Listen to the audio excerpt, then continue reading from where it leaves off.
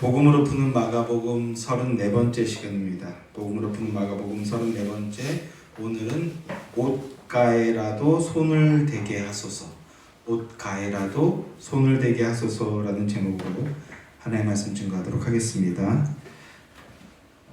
지난 시간에 우리가 예수님께서 바다 위를 걸으셨던 그 사건을 나누었었습니다. 제자들이 풍랑에 갇혀서 목자 잃은 양처럼 헤매고 있는 모습을 보게 되죠. 예수님께서 그 모습을 보시고 풍랑을 뚫고 바다 위를 걸어서 밟아서 제자들에게 찾아오셨습니다. 그때 제자들은 그런데 깜짝 놀라서 유령이라고 소리를 지르죠. 그게 뭡니까? 그게 바로 목자 없는 양의 모습을 보여주는 겁니다. 목자 없는 양 같은 모습을 보이고 있는 겁니다.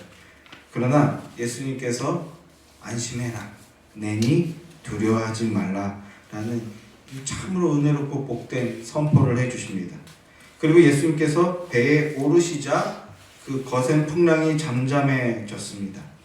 문제가 해결이 된 겁니다. 예수와 함께하고 예수 안에 거하게 되자 문제가 해결이 된 겁니다. 이를 통해서 예수님은 또 무엇을 보여주셨느냐 하면, 예수님은 자연 법칙에 저촉받지 않는 분이라는 겁니다. 자연 법칙을 초월하시는 분이시라는 걸 보여주셨습니다. 천지 만물을 창조하시고 천지 만물을 주관하시는 분이시라는 것을 보여주신 겁니다. 그런데 제자들은 52절 말씀을 보면 떡 떼시던 일을 깨닫지 못하고 도리어 그 마음이 둔하여졌다라고 하고 있죠. 그러니까 아직까지는 예수님을 창조주이자 구원주라는 것을 알지 못하는 상태다라고 정의할 수 있습니다. 그것은 예수를 자신의 목자로 믿고 여기는 자, 자신을 구원해줄 구원주로 믿는 자, 그 믿음의 사람에게만 보여지는 하늘의 신비라는 겁니다. 그래서 이어지는 오늘 본문 말씀은 마음이 둔한 자, 즉 믿음 없는 제자들의 모습과 대조되는 믿음의 모습을 보게 됩니다. 자신의 문제, 고통과 생명을 맡길 자를 간절히 찾는 모습을 보여줍니다. 바로 이 모습이 구원받는 믿음의 모습이라는 것을 보여주시는 겁니다. 그러면 주를 찾고 의지하는 무리들을 통해서 우리 예수님이 어떤 분이신지 함께 상고해 보도록 하겠습니다. 자, 본문 말씀 53절 말씀을 보십시오. 건너가 게네사렛 땅에 이르러 대고라고 하고 있죠. 건너가 게네사렛 땅에 이르러 대고. 풍랑을 만나서 밤새도록 고생하다가 예수님이 배에 오르시자 바람과 파도가 잠잠해졌어요. 그리고 이제 날이 새면서 바다를 건너 게네사렛 땅이라는 곳에 배를 대었다고 합니다.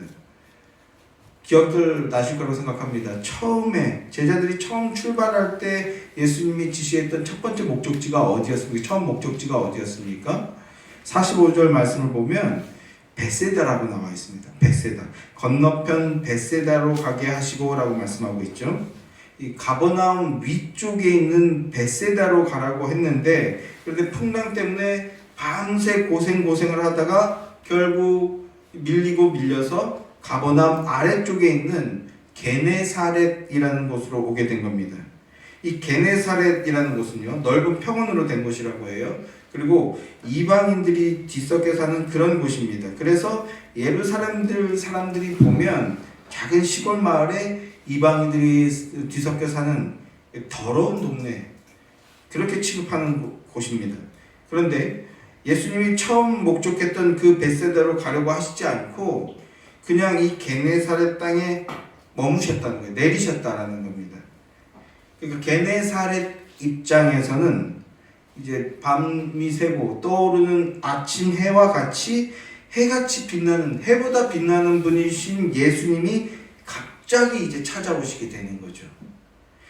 게네사렛에 축복이 임하고 있는 겁니다. 자, 54절 말씀을 보십시오. 배에서 내리니 사람들이 곧 예수신 줄 알고. 갑작스럽게 게네사렛에 방문하게 되었는데 게네사렛 사람들이 그 예수님을 알아봤다라는 겁니다. 예수님을 알아봤다라는 거예요. 지난번에 예수님께서 당신의 고향 땅에 방문하셨을 때는 친인척들을 중심으로 해서 어떻게 했습니까? 예수님을 배척했습니다. 또 지난 밤에는 풍랑 속에서 제자들이 예수님을 못 알아봤습니다. 오히려 유령이라고 착각했다고요. 예수님이 누구신지 알아보지 못하는 겁니다. 그런데 게네사렛 사람들은 어떻게 했다고요? 예수님을 알아봤다고요. 이게 은혜입니다. 예수님을 알아봤습니다. 예수님이 아직 십자가 지시기 전이기 때문에 예수님의 전체가 드러나지 않은 상황이긴 합니다만, 그러나 예수님이 복 주실 분이라는 것을 생각한 겁니다. 그래서 조용하던 마을이 갑작스럽게 소란스러워졌어요. 본문 55절 말씀을 보십시오. 55절은 같이 읽어보겠습니다. 함께 시작. 그 온 지방으로 달려 돌아다니며 예수께서 어디 계시다는 말을 듣는 대로 병든 자를 침상째로 메고 나오니. 갑자기 마을이 이제 소란스러워지는 거예요. 예수님이 오셨다라는 소식을 듣고 사람들이 이 마을 저 마을로 막 뛰어다녔다라는 거예요. 돌아다니며 뛰어다녔다는 겁니다. 뛰어다니면서 뭐합니까? 예수님이 오셨다 소식을 전파하는 겁니다. 그래서 이 소식을 들은 사람들은 뭐라고? 예수님이 왔어? 예수가 왔어? 라고 하면서 어떻게 반응했다고요? 병든 자를 아예 침상채로 들고 메고 급하게 나왔다는 겁니다. 왜요? 왜 이렇게 합니까? 예수님을 만나려고. 이게 복받음의 시작입니다. 예수님을 만나려고, 예수님에 대한 기대와 희망을 가지고 믿음을 갖고 나오는 거죠. 자, 56절 말씀도 한번 다 함께 읽어보겠습니다. 본문 56절 말씀 함께 시작. 아무데나 예수께서 들어가시는 지방이나 도시나 마을에서 병자를 시장에 두고 예수께 그의 옷 가에라도 손을 대게 하시기를 간구하니 손을 대는 자는 다 성함을 얻으니라. 예수님의 찾아오심에 은혜가 임했어요. 찾아와 주시는 것이 은혜입니다. 이 찾아오심의 은혜로 게네사렛 사람들이 생각지도 못했던 예수님을 만나게 되었습니다. 그래서 사람들이 예수님께로 나아가 고침을 받게 되길 희망하는 겁니다. 고침을 받게 되길 원해요. 그래서 예수님을 만나게 되면 반드시 고침을 받게 될 거라는 그 믿음, 그리고 그 간절함, 이게 얼마나 너무 충만했는지 그저 어떻게 반응했다고요? 예수님의 옷 가에라도, 예수님의 옷자락이라도 손을 대게 해달라. 바쁘신 것 같고 사람도 너무 많은 것 같고 또 시간이 어떻게 될지 모르니까 안수기도까지도 안 바랍니다.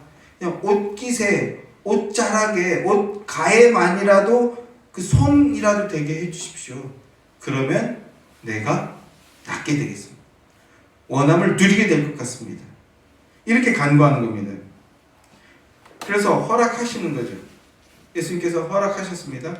그래 어떻게 되었습니까? 손을 대는 자는 어떻게 되었다고요? 다 성함을 받았다. 나음을 얻었다 합니다. 단지 옷자락에 손을 대는 그 믿음만으로도 병고침을 받고 새 생명을 얻는 구원의 은혜를 얻게 되었다는 겁니다. 이것이 믿음으로 예수님 앞에 나아가는 자들이 얻게 되는 복이라는 걸 보여주는 겁니다. 이게 진짜 복입니다. 자, 예수님의 원래 목적지는 벳세다였습니다. 그런데 풍랑으로 인해 게네사렛으로 가게 된 겁니다. 게네사렛 사람들은 지금 전혀 예상 밖에, 뜻밖의 예수님을 만나게 되었습니다. 주님은 언제나 이렇게 우리의 예측을 벗어나서 은혜를 베푸시는 분이십니다. 하나님께서 하시고자, 하나님의 원함을 따라 하나님께서 하시고자 하시는 대로 은혜를 베푸시는 건데, 그것이 우리의 예측을 뛰어넘어 버리는 거라는 겁니다. 그걸 보여주고 계신 거예요. 게네사렛 사람들은 전혀 뜻밖의 상황에 예수님을 만나게 되었는데, 제가 자주 하는 말인데 기회는 찬스라고, 그 기회를 놓치지 않고 붙잡은 거죠. 그 기회를 놓치지 않고 붙잡았습니다. 복과 은혜의 기회를 놓치지 않는 겁니다. 뭐라고요? 예수님 만나는 게 복과 은혜의 기회라고. 그 기회를 놓치지 않았어요. 무수한 사람들이 예수님께 옷자락만이라도 만질 수 있게 해달라고 간청을 합니다. 그리고 예수님께서는 그 간청을 받아주십니다. 그래서 옷자락을 만지니까 손을 대는 사람, 만지는 사람 다 성함을 받았다, 고침을 받았다라고 합니다. 그런데요, 56절 말씀을 다시 좀 자세히 보시면 예수께 그의 옷가에라도 손을 대게 하시기를 간구하니라고 말씀하고 있는데, 여기서 이 옷가라는 단어를 마태복음을 보게 되면 마태복음에서는 옷자락이라고 번역하고 있습니다. 그리고 새번역 성경이라는 성경이 있죠. 좀 더 현대어로 번역이 된 성경인데, 이 새번역 성경을 보게 되면 좀 더 자세히 표현해 주고 있어요. 뭐라고 하냐면 옷술이라고 번역하고 있습니다. 옷술. 새번역 성경을 제가 한번 읽어드려 볼게요. 한번 들어봐 주세요.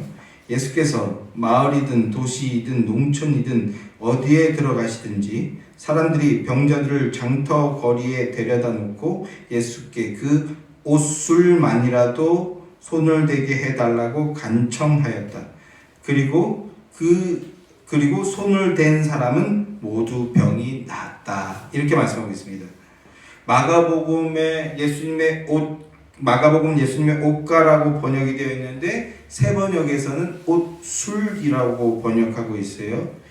이게 구체적으로 좀 더 자세히 묘사된 번역이라고 할 수 있습니다. 술 뭐죠? 이렇게 마치 그 뒷머리 꼬랑지 같이 생긴 걸 길게 늘어뜨리는 걸 술이라고 하잖아요. 유대인들은 이 겉옷을 만들 때 옷의 네 깃에다가 이 술을 하나씩 달도록 그렇게 되어 있습니다. 그러면 왜 이 술을 달도록 했는가? 민수기를 보면 그 답이 나와 있거든요. 민수기를 한번 보겠습니다. 민수기 15장 37절부터 41절까지. 자, 구약성경 민수기 15장 37절부터 41절까지 말씀 함께 읽겠습니다. 시작. 여호와께서 모세에게 말씀하여 이르시되 이스라엘 자손에게 명령하여 대대로 그들의 옷단 위에 술을 만들고 청색끈을 그 귀에 술에 더하라. 이 술은 너희가 보고 여호와의 모든 계명을 기억하여 준행하고 너희를 방종하게 하는 자신의 마음과 눈의 욕심을 따라 음행하지 않게 하기 위함이라. 그리하여 너희가 내 모든 계명을 기억하고 행하면 너희의 하나님 앞에 거룩하리라. 나는 여호와 너희의 하나님이라. 나는 너희의 하나님이 되려고 너희를 애굽 땅에서 인도해 내었느니라. 나는 여호와 너희의 하나님이라.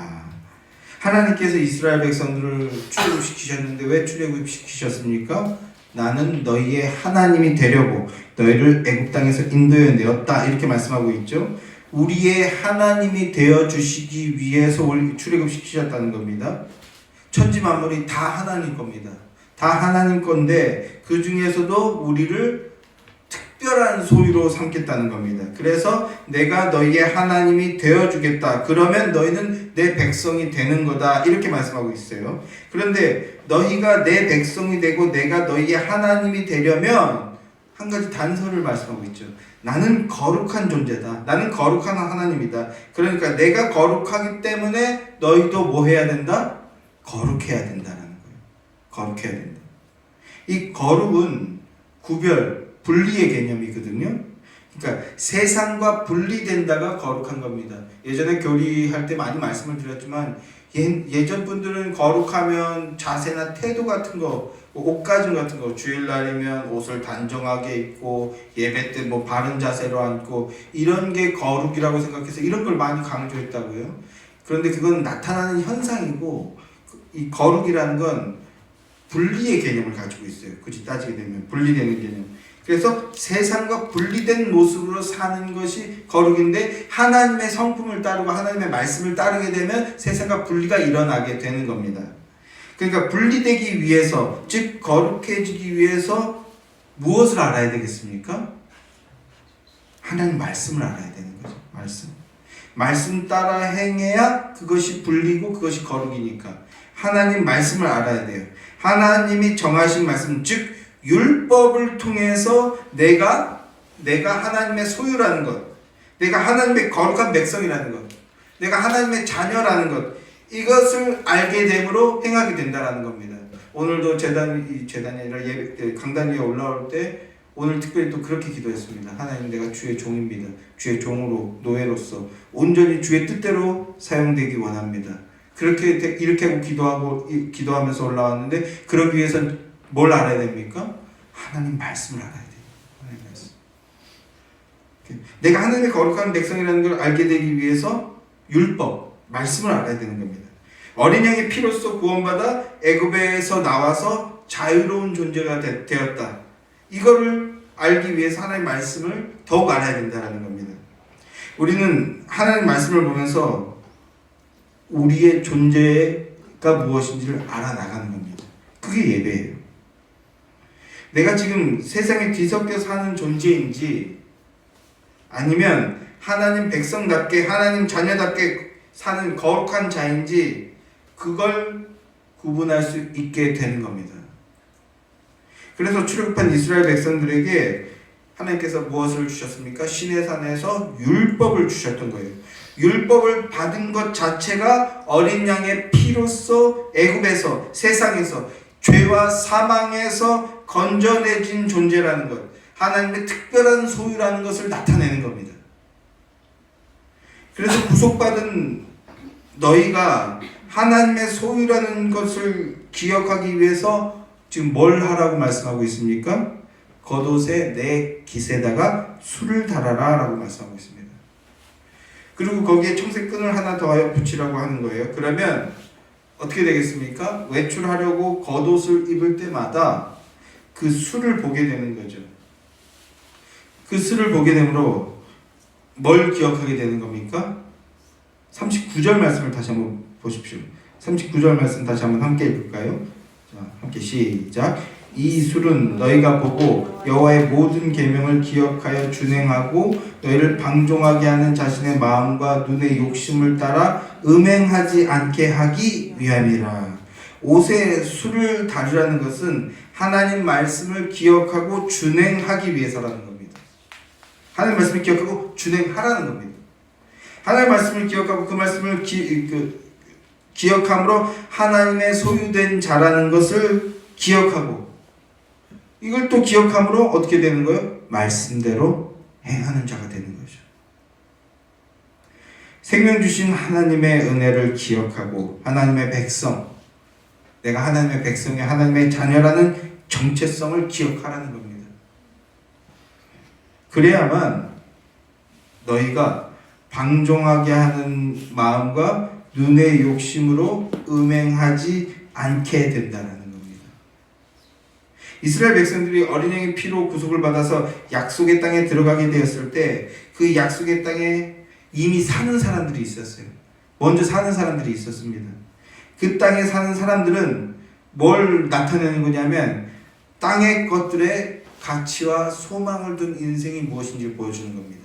이 땅적 차원의 인생들을 말하는 거예요. 그래서 그걸 땅에 들러붙어 산다라고 합니다. 나중에 레위기 할 때 이제 이 얘기를 좀 나누게 될 텐데, 땅에 들러붙어 산다고 합니다. 타락한 모든 인간은 땅의 가치를 파먹으며 땅에 들러붙어 사는 거예요.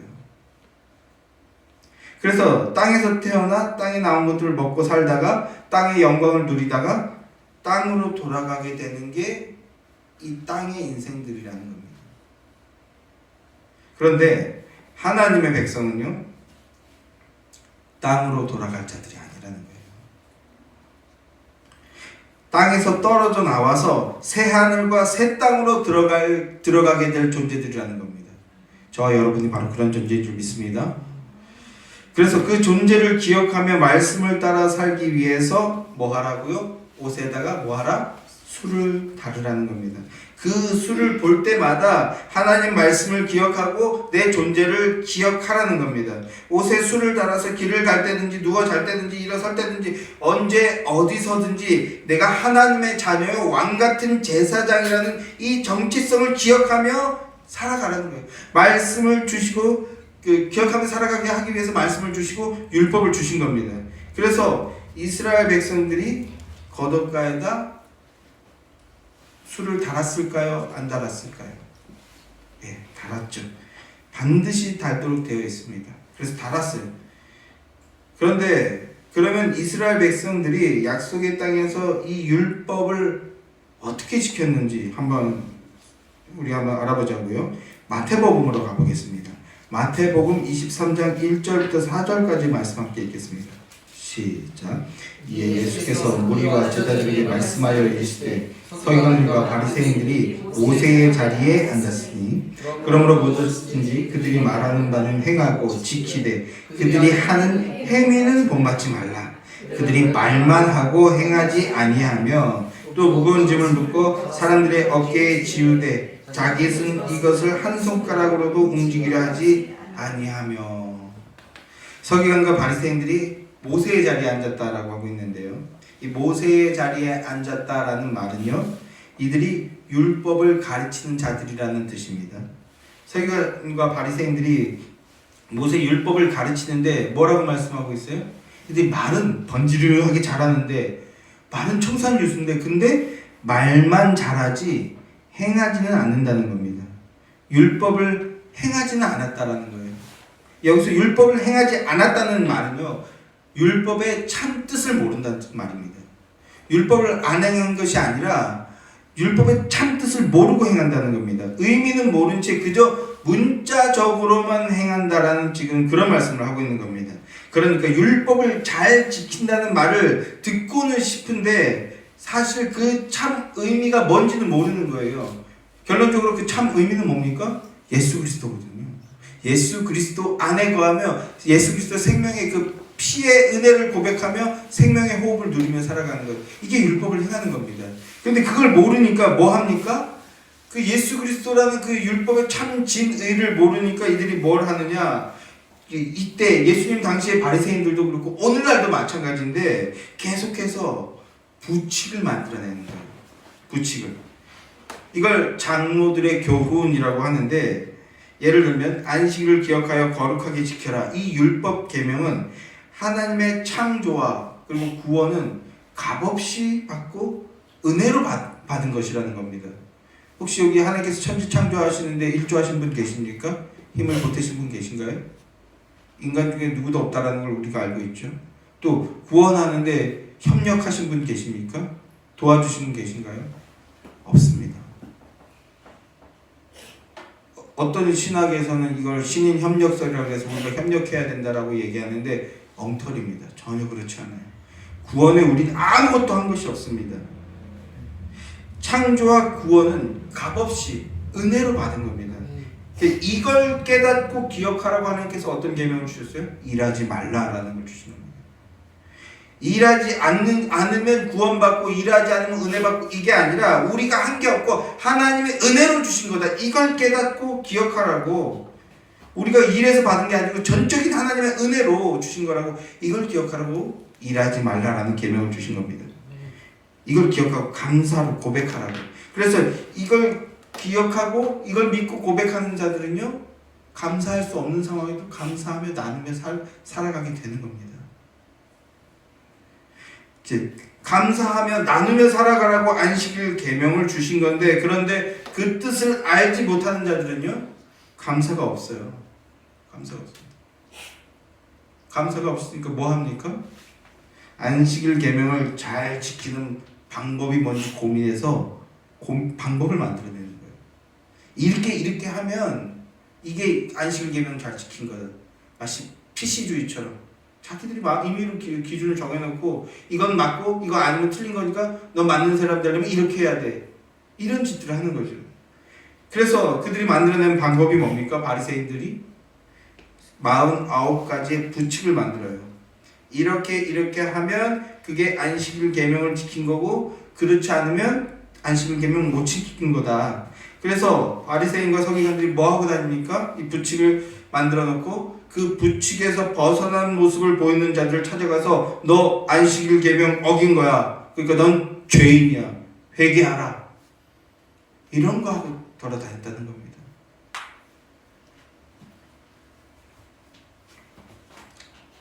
여러분, 이렇게 어떤 계명 붙잡고 지금 이 계명 어겼네? 너 죄인이야. 이렇게 정죄하고 다니는 거, 이건 성도의 모습이 아닙니다. 이건 성도의 모습이 아니에요. 그리고 그건 계명 준수의 방법도 아닙니다. 죄인이라는 것을 알게 하고 그래서 깨달아 회개하게 하는 것은 누가 하는 겁니까? 성령님이 하시는 일이십니다. 성령님이 하시는. 그런데 예수님 당시 저 서기관들과 바리새인들은 자신들은 율법을 철저히 지키는 자라고 어깨에다 힘을 막 주고 다니면서 이웃을 정죄하고 그럼으로써 뭐 했다고요? 과중한 짐만 잔뜩 지어졌다라는 겁니다. 더 짐을 줬대요. 교회 다니는 게 즐겁지가 않아. 기쁘지가 않아. 행복하지가 않아. 이렇게 자꾸 율법을 자의적으로 해석해서 짐만 지우니까 재미가 없는 거예요. 기쁘지가 않은 거예요. 그렇게 했다는 겁니다. 그래서 23장 5절부터 7절까지 말씀 한번 보십시오. 자, 다시 한번 같이 읽겠습니다. 함께 시작. 그들의 모든 행위를 사람에게 보이고자 하나니 곧 그 경문띠를 넓게 하며 옷수를 길게 하고 잔치의 윗자리와 회당의 높은 자리와 시장에서 문안받는 것과 사람에게 랍비라 칭함받는 것을 좋아하느니라. 자, 어떻게 다녔다고 하고 있습니까? 이마에 경문띠, 띠를, 말씀이 적힌 띠를 들고 다니는데 넓게 크게 들고 다녔다는 거예요. 뭐예요? 사람들한테 보이는 거죠. 봐, 나 신앙 좋아. 이거 누구나 볼 수 있게 그렇게 두르고 다녔다는 겁니다. 또 옷에 술을 달고 다니는데 어떻게 달았어요? 그냥도 아니고 기본적으로 달아야 되는데 그냥 달면 신앙 좋은 거 티가 안 날 것 같으니까 어떻게 달았다고요? 땅에 질질 끌릴 정도로 길게 달았다는 게 길게 달았다. 그러면 사람들이 와, 저 사람은 정말 하나님을 정말 사모하는 사람이구나. 이런 칭찬을 받게 된다는 거죠. 또 제 20대 모습이 살짝 어른거리는데 교회 어른들한테 종태가 신앙이 진짜 좋구나 이런 거 칭찬 듣는 거 재밌어갖고 교회 열심히 다니고 그러던 적이 있었거든요. 이런 말을 듣게 된다는 거죠. 그런데 율법에서 옷에 술을 달라고 했던 건 왜 달라고 했다고요? 하나님의 말씀을 기억해서 뭐하지 못하게 하라고?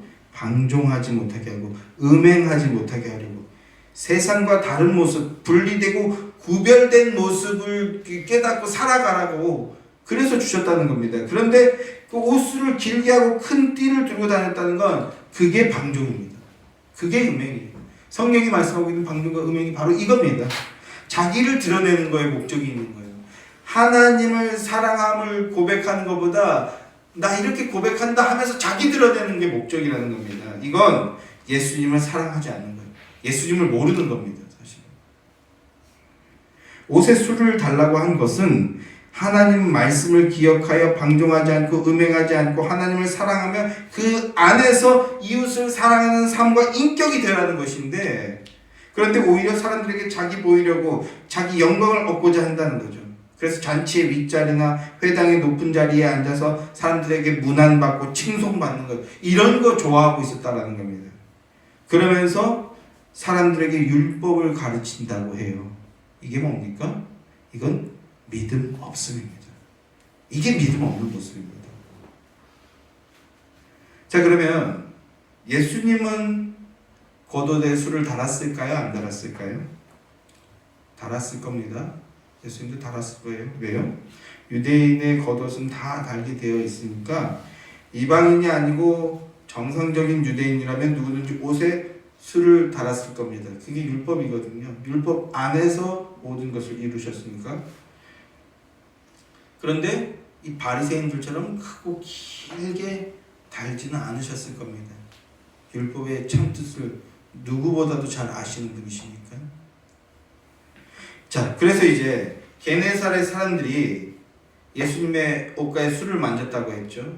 다시 거리로 돌아와서 제가 아까 세 번역을 읽어드렸는데요. 사람들이 병자들을 장터거리에 데려다 놓고 예수님께 그 옷술만에라도 손을 대게 해달라 간청하였다 이렇게 말씀했잖아요.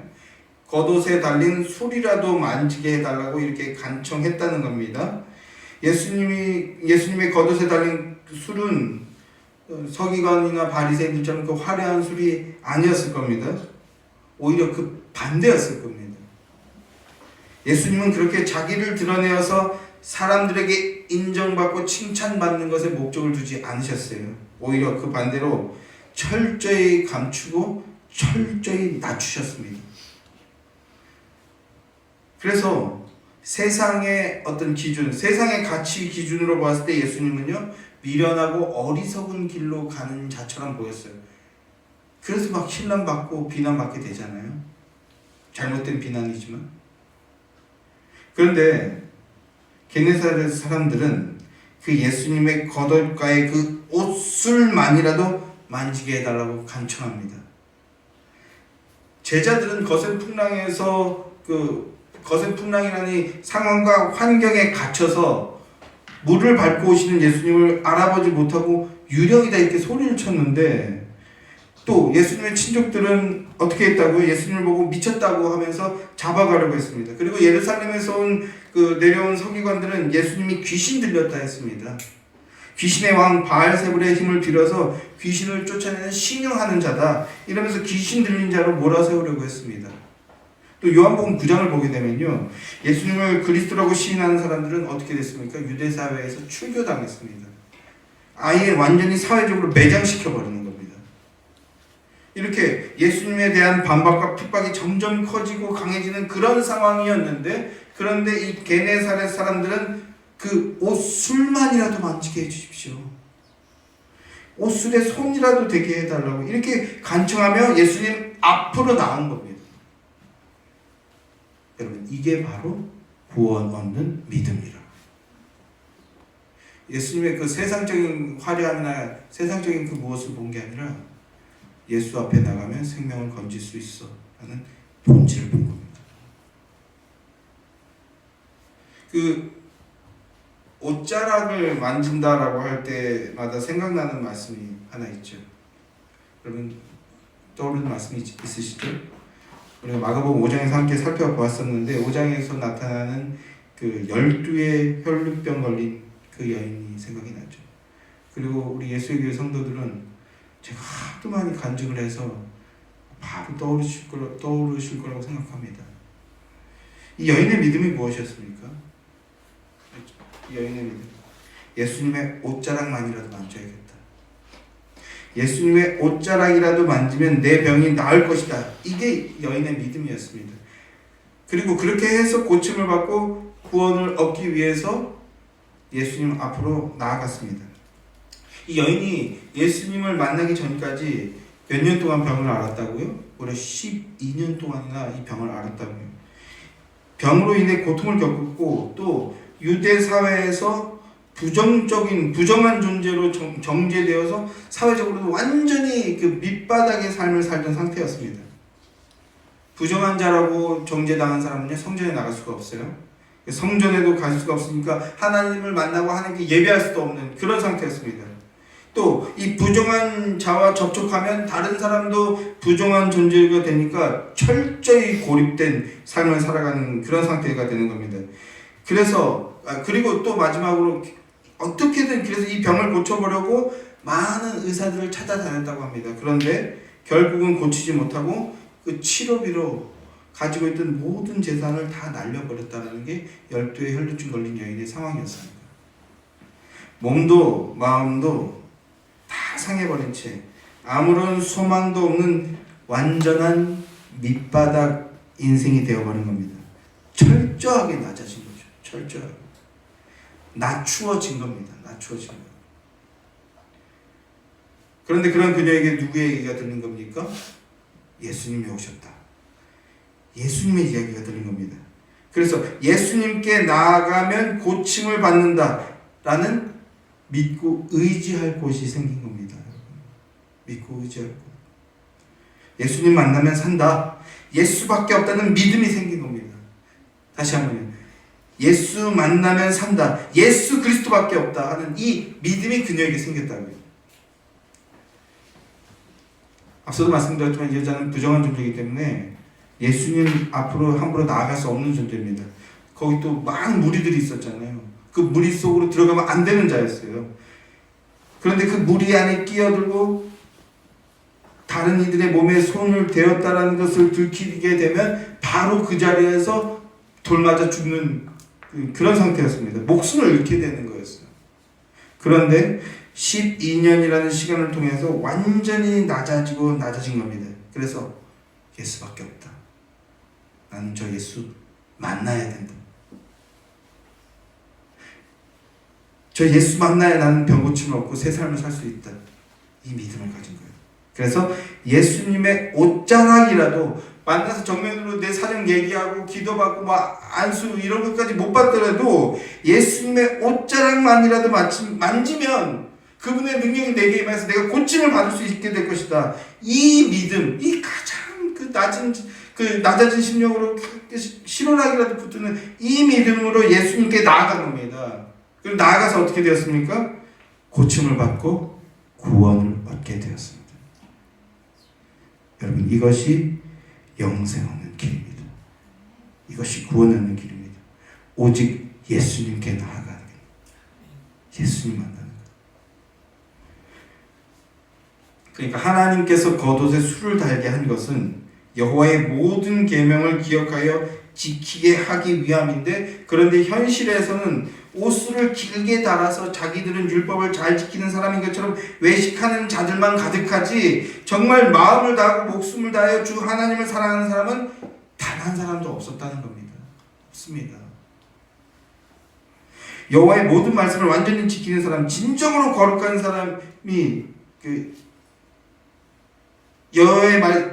진정으로 거룩한 사람인데, 그런데 그 여호와의 말씀을 온 마음 다해서 온 몸으로 완전히 지키는 사람은 단 한 사람도 없다고요.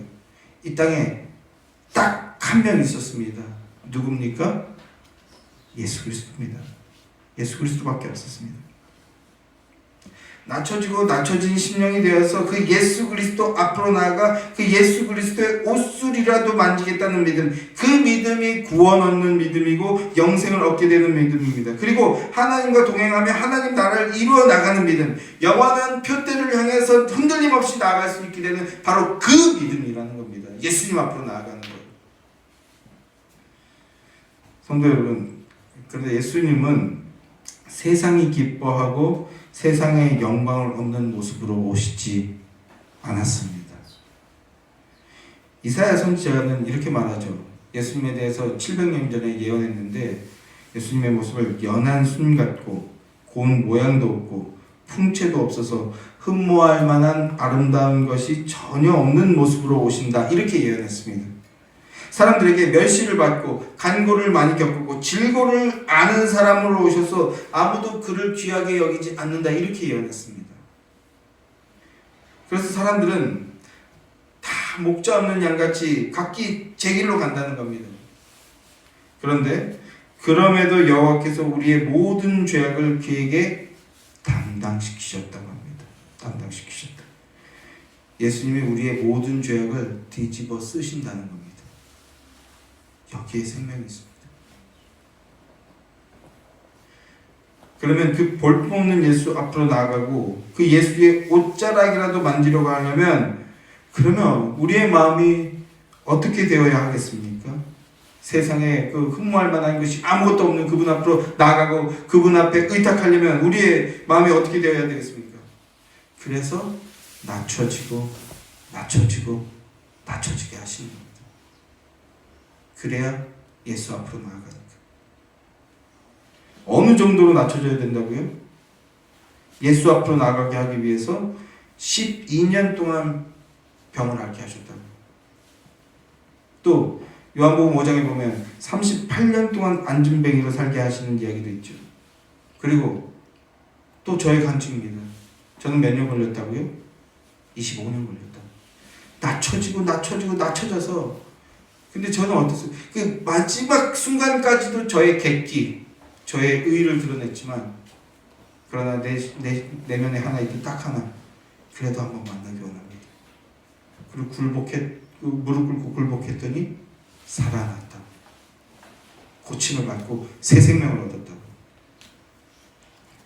예수 그리스도만 자꾸 이렇게 바라보게 하기 위해서 심령을 낮춰주신다는 겁니다. 낮춰진 심령만이 예수 그리스도를 만나 새 생명을 얻게 된다는 겁니다. 그래서 베세다로 가야 할 배가 풍랑을 만나 게네사렛에 이르게 되었고, 게네사렛 사람들이 예수님 앞으로 나와서 예수님의 옷가에라도 손을 대기를 간청하고 만짐으로 병고침을 받고 구원을 얻은 겁니다. 예수님만 바라보며 예수님이 고쳐주실 것이다, 예수님이 새 생명 줄 것이다 라고 믿는 그 믿음이 구원 역사를 얻도록 해준 것입니다.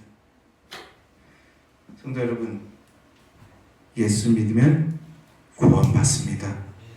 할렐루야. 천지를 창조하신 하나님이 십자가에서 저주를 받아 죽으셨습니다.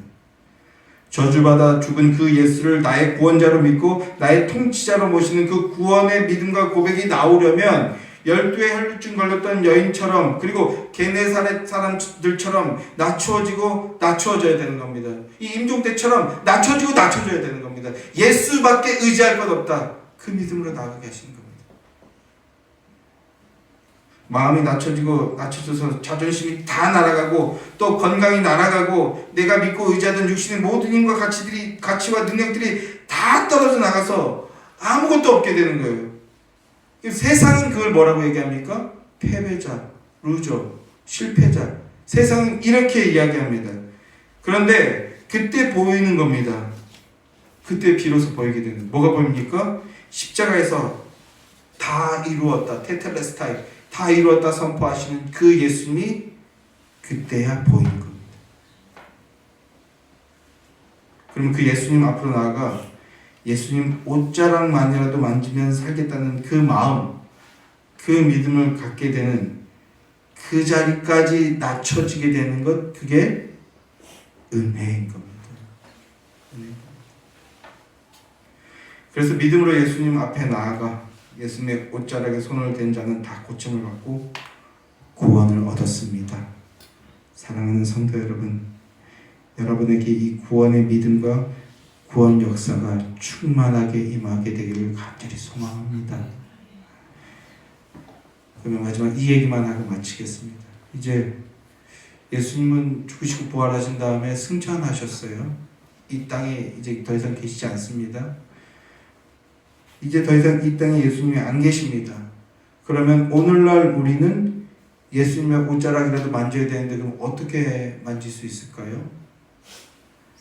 어떻게 만질 수 있습니까? 이 복음을 듣고 믿는다면, 그래서 예수님이 나에게도 그 구원의 은혜를 베풀어 주시옵소서 라고 고백한다면 그것이 예수님의 옷자락을 만지는 것입니다. 믿음으로 예수님 앞으로 나아가십시오. 믿음으로 예수님의 옷자락을 붙들므로 고침받고 구원받고 새 생명 얻고, 그래서 더 큰 믿음의 역사를 얻고 누리는 복된 여러분들이 되시기를 주님의 이름으로 축원합니다.